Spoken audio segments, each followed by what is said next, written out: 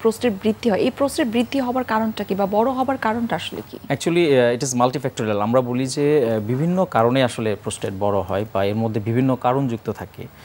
Natural একটা প্রসেসের মধ্যে একটা হচ্ছে এজিং।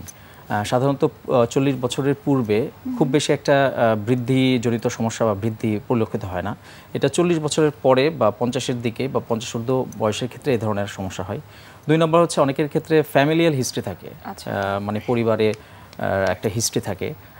থার্ড হচ্ছে যে ওবেসিটি বা স্থূলতা, সেক্ষেত্রেও প্রোস্টেটের বৃদ্ধির একটা মাত্রাকে যোগ করে।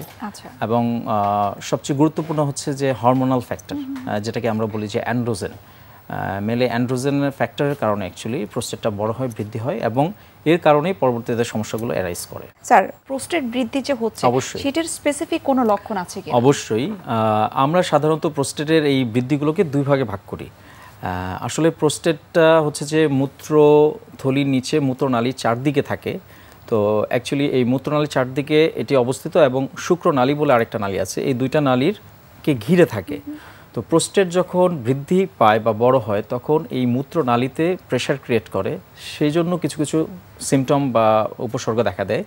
এবং এইটা পরবর্তীতে যখন মূত্রথলিতে প্রেশার ক্রিয়েট করে তখন মূত্রথলিতে কিছু সিমটম বা উপসর্গ দেখা দেয়। তো প্রথম দিকে দেখা যায় যে মূত্রনালীতে যে সিমটমগুলো কারণে তার কষ্টগুলো, পেশেন্টের কষ্টগুলো হয়, এর মধ্যে দেখা যায় যে যখন উনি প্রস্রাব করতে যায় তখন ইনিশিয়ালি প্রস্রাব হচ্ছে না, কিন্তু কিছুক্ষণ পরে শুরু হলো। তারপর দেখা যাচ্ছে যে প্রস্রাব করার জন্য প্রেশার ক্রিয়েট করতে হয়, খুব বেশি জোরে চাপ দিতে হয়, তারপরে প্রস্রাব হয়। এরপরে আরও দেখা যায় যে অনেক সময় যে প্রস্রাব করে যাওয়ার পরে মনে হয় যে কিছু প্রস্রাব রয়ে গেল মূত্রথলিতে, মনে হচ্ছে যে মানে ইনকমপ্লিটলি ভয়েডিং হয়েছে। এবং প্রস্রাব করার পরেও অনেকের দেখা যায় যে ফোঁটায় ফোঁটায় প্রস্রাব পড়ছে, এটা এক ধরনের সমস্যা। আবার অনেক সময় দেখা যায় এই মূত্রথলির উপর যখন এই প্রোস্টেটের বৃদ্ধিজনিত প্রবলেমগুলো হয় তখন দেখা যায় যে আমরা বলি ফ্রিকোয়েন্সি, মানে ঘন ঘন প্রস্রাব করা, মানে এখন প্রস্রাব করে আসলো ঠিক 2 ঘন্টার মধ্যেই আবার তার প্রস্রাব ধরে গেছে, আবার সে বাথরুমে ভয়েড করার জন্য গেল। তারপর দেখা যায় যে অনেক সময় তীব্র প্রস্রাব এমন চাপ পেয়েছে যে বাথরুমে যাওয়ার আগেই তার প্রস্রাব হয়ে গেল বা কাপড় ভিজে গেল।